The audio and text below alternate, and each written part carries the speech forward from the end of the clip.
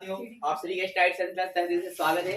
तो आज हम पढ़ने वाले कक्षा 12 का जियोग्राफी चैप्टर नंबर आपका 2 है जनसंख्या घनत्व और ये हमारा पार्ट 2 लेक्चर होगा। अगर आप पार्ट 1 नहीं देखें प्लेलिस्ट में आकर देख सकते हैं। देर नहीं करते स्टार्ट करते हैं। ये जो आपका टॉपिक आज का है आपको मैं बता दूं ये आपको 5 मार्क्स में पूछा गया है, 2 मार्क्स में पूछा गया है, तो आप अच्छे से कवर करेंगे इसको। तो चलिए ध्यान दे रहे हैं। तो है क्या टॉपिक, जनसंख्या वितरण को प्रभावित करने वाले कारक कौन है। जनसंख्या वितरण, वितरण का मतलब होता है जनसंख्या का फैलाव। तो जनसंख्या का फैलाव जो है कैसे होगा इसी चीज को आपको आज जानने हैं। तो जनसंख्या वितरण प्रभावित करने जो कारक है वो निम्नलिखित है। पहला है आपका भौगोलिक कारक, दूसरा है आर्थिक कारक, तीसरा है सामाजिक और सांस्कृतिक कारक। तो पहला क्या है आपका भौगोलिक कारक, दूसरा आर्थिक, तीसरा सामाजिक और सांस्कृतिक कारक। पहले आप नाम याद कर लीजिए कि जनसंख्या को प्रभावित करने वाले जो कारक है निम्नलिखित 3 है। एक भौगोलिक है, एक आर्थिक है और एक सामाजिक और सांस्कृतिक है।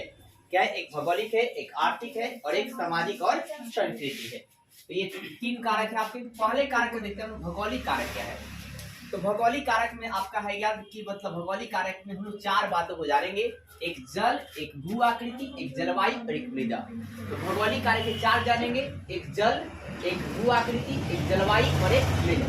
सबसे पहले जल की बात करते हैं। देखिए जहाँ जल आपको आसानी से मिलेगा वहाँ लोग जो है ज्यादा रहना पसंद करेंगे। अब जहाँ जल ही नहीं मिलेगा वहाँ लोग क्या रहना पसंद नहीं करेंगे, क्योंकि जल मिलेगा भाई साहब, जल आप पियेंगे, खाएंगे, नहाएंगे, भोजन करेंगे, अनेकों प्रकार के जो काम है जल से ही करेंगे। तो जहाँ नदियां उदियां होगी, जहाँ जल आसानी से मिल जाएगा वहाँ खेती होती भी क्या होगा आसानी से हो जाएगी और फसल उत्पादन भी बहुत ही अच्छा क्या होगा और भरण पोषण आदमी जो है करेगा। तो जल में आप कुछ पॉइंट बहुत सारे अपने से बना के लिख सकते हैं कि हम लोग जल पीते हैं भाई साहब, नहाते हैं, भोजन बनाते हैं, अनेकों काम करते हैं, खेत की सिंचाई करते हैं, यानी कि जहाँ जल मिलता है वहाँ लोग ज्यादा बसते हैं।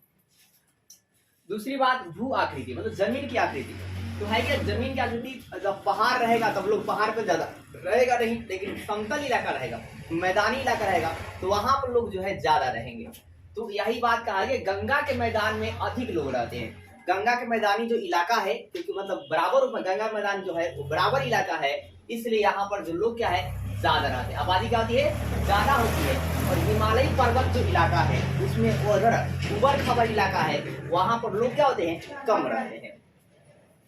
तो पहला आपने जल समझ गया, दूसरा भू आकृति समझ गया कि भाई साहब भू आकृति मतलब अगर समतल जगह है तो लोग ज्यादा रहेंगे, लेकिन उबड़ खाबड़ जगह रहेगा तो वह क्या रहेंगे कम रहेंगे। पहाड़ पर लोग इधर घर बना नहीं पाएंगे। अब तीसरा है जलवायु। क्या है जलवायु, मतलब आपका मौसम। तो है क्या देखो, मतलब अगर बहुत ज्यादा कहीं गर्मी पड़ रहा है रेगिस्तान में तो वहां आदमी रहेगा नहीं रहेगा, बहुत ज्यादा कहीं ठंडी पड़ रहा है तो वहां पे आदमी नहीं रहेगा। तो है क्या मौसमी जलवायु, मतलब मौसम जहाँ परिवर्तन होता है, कभी ठंडी कभी गर्मी कभी जाड़ा, ठीक है। जैसे बिहार में देख लो गर्मी ठंडी मौसमी तीनों आता है, तो ये आपका क्या होगा मौसमी जलवायु हो गया। क्या होगा जी मौसमी। तो मौसमी जलवायु में लोग रहना ज्यादा पसंद करते हैं।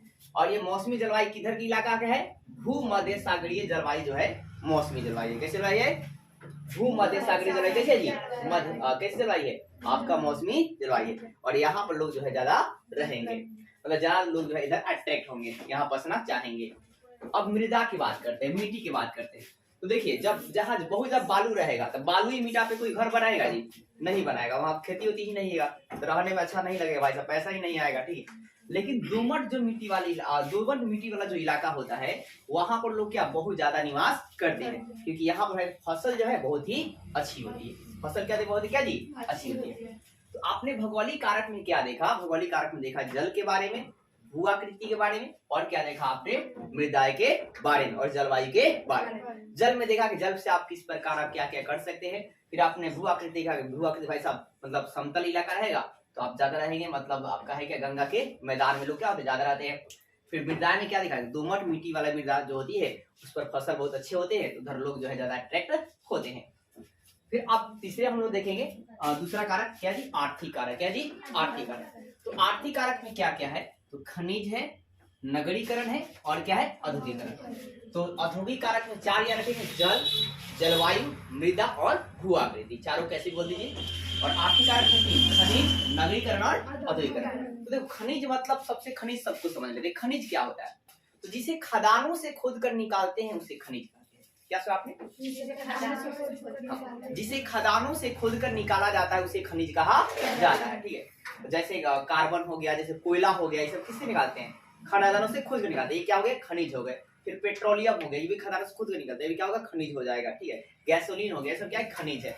मतलब कोयला हो गया, ये क्या हो गया आपका खनिज, ठीक है। तो जिसे खदानों से खुद कर निकालते हैं उसे क्या बोलते हैं खनिज। उदाहरण के लिए कोयला हो गया, चूना पत्थर हो गया, सब खनिज है। तो अब देखो है क्या कि आबादी जो है ना, खनिज जहाँ मिलता है वहाँ आबादी सघन होती है, आबादी का सघन, क्योंकि वहाँ पर रोजगार लोगों को मिल जाता है, काम करने लगते हैं खदानों में, ठीक है। जैसे अफ्रीका का कटका, अफ्रीका क्या जी कटका, अफ्रीका का क्या जी कटका, अफ्रीका का कटका में सघन आबादी रहती है। और क्या जाम्बिया का तांबा पेटी, जाम्बिया में क्या जी जाम्बिया तांबा पेटी। दो आपको उदाहरण याद रखने हैं। अब देखो दूसरा बात है नगरीकरण। क्या है? तो देखो जो नगर होता है मतलब शहर, नगर मतलब शहर, तो लोग जो है ना शहर में ज्यादा बसना चाहते हैं, क्योंकि शहर में क्या क्या मिलता है, अच्छी चिकित्सा मिल जाती है, ठीक है, मतलब अच्छा मेडिकल मिल जाता है।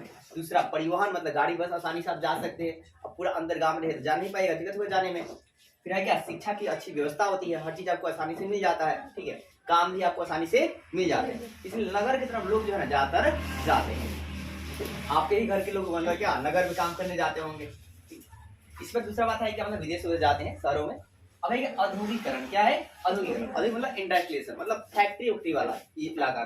तो है क्या कि नगर औद्योगिकरण से क्या होता है, लोगों क्या होता है रोजगार मिलता है, तो लोग उधर बहुत ज्यादा जाते हैं। दिल्ली कोई जाता है, कोई मुंबई जाता है, कोई बनारस जाता है, ठीक है, अनेकों शहरों में क्या है काम करने के लिए जाता है। क्यों भाई साहब? क्योंकि वहां पे उद्योग है। क्या है? उद्योग है। उद्योग मतलब कंपनी, क्या है कंपनी, यानी कि जहाँ जिस इलाके में उद्योग ज्यादा होते हैं वहाँ लोग जो है ज्यादा रहते हैं। जैसे कोलकाता में उद्योग ज्यादा है तो कोलकाता में लोग क्या ज्यादा रहते हैं। फिर आपका दिल्ली में आपको उद्योग ज्यादा है, दिल्ली में लोग क्या है ज्यादा रहते हैं। मुंबई में उद्योग ज्यादा है, बम्बई में लोग क्या ज्यादा रहते हैं। तो इधर फैक्ट्रियां ज्यादा रहेगी, वहां पे लोग जो है ज्यादा रहेंगे, क्योंकि वहां से रोजगार क्या मिलेगा आपको ज्यादा मिलेगा।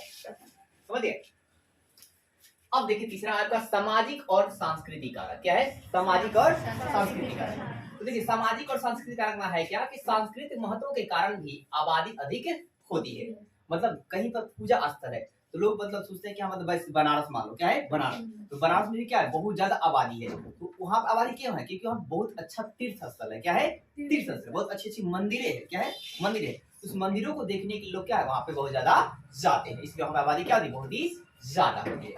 तो सांस्कृतिक महत्व के कारण भी आबादी क्या अधिक होती है। तो आप पे जनसंख्या वितरण को प्रभावित करने वाले क्या कितने कारक देखे? 3 कारक, भौगोलिक, आर्थिक और सामाजिक। भौगोलिक में क्या देखा? जल के बारे में, भू आकृति के बारे में, और जलवायु के बारे में, और मृदा के बारे में। फिर आपने आर्थिक में क्या देखा? खनिज और नगरीकरण और औद्योगिकरण। आर्थिक मतलब जिसे पैसा मिलेगा, खनिज से पैसा मिलेगा, नगर वाला नगरीकरण में पैसा मिलेगा, रोजगार हो जाएगा, औद्योगिकरण में भी रोजगार से पैसा मिलेगा। और सामाजिक में क्या हो भाई साहब? सांस्कृतिक महत्व। अब तीसरा देखो भाई साहब क्या है? जनसंख्या घनत्व। क्या जी? अब हेडिंग आपकी अलग है, ये 2 मार्क्स में अलग से आपका है, VVI है, मोस्ट इंपोर्टेंट क्वेश्चन। जनसंख्या घनत्व इंग्लिश में क्या बोलते हैं? तो इसको बोलते हैं पॉपुलेशन डेंसिटी। क्या बोलते हैं? Population density. तो समझिए, देखिए 1 किलोमीटर में जितने लोगों की संख्या होती है ना उसी को बोलते हैं पॉपुलेशन डेंसिटी। क्या सुना आपने कि प्रति वर्ग किलोमीटर, देखो क्या है प्रति वर्ग किलोमीटर, 1 किलोमीटर प्रति वर्ग किलोमीटर 1 किलोमीटर, प्रति वर्ग किलोमीटर 1 किलोमीटर, प्रति वर्ग किलोमीटर में रहने वाले आबादी को जनसंख्या घनत्व कहते हैं। प्रति वर्ग किलोमीटर में रहने वाले जो लोग होते हैं उन्हें क्या बोलते हैं? जनसंख्या घनत्व। मतलब 1 किलोमीटर में मतलब जितना आदमी रहेगा ना भाई साहब, 1 किलोमीटर में जितना आदमी रहेगा उसी को हम क्या बोलेंगे? जनसंख्या घनत्व कहते हैं। और जनसंख्या घनत्व फॉर्मूला क्या है? जनसंख्या बटा क्षेत्र, जनसंख्या बटा क्षेत्र। तो आप फॉर्मूला से भी एक और डिफिनेशन बना सकते हैं, जैसे जनसंख्या है क्या? मानव की जनसंख्या और क्षेत्रफल के अनुपात को जनसंख्या घनत्व कहा जाता है। क्या सुने? जनसंख्या और क्षेत्रफल के अनुपात जनसंख्या घनत्व कहा जाता है। तो उदाहरण से समझते हैं जनसंख्या घनत्व आएगा सवाल में, कैसे निकालेंगे? तो मान लो किसी प्रदेश का क्षेत्रफल 100 वर्ग किलोमीटर है। कितना है? 100 वर्ग किलोमीटर है। और जनसंख्या कितना है आपका?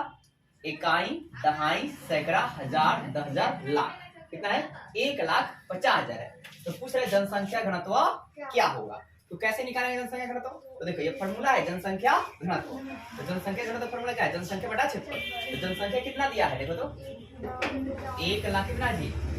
1 लाख का 1 2 3 4 जीरो हो गया। और क्षेत्रफल कितना है? क्षेत्रफल कितना है? 100। तो नीचे क्या कर लोगे? 100। अब देखो 2 जीरो से 2 जीरो क्या कर लोगे? 2 जीरो से 2 कट गया, तो कितना बच जाएगा जनसंख्या घनत्व? कितना बच गया जी? 1500। कितना हो गया? 15 और कितना जीरो जी?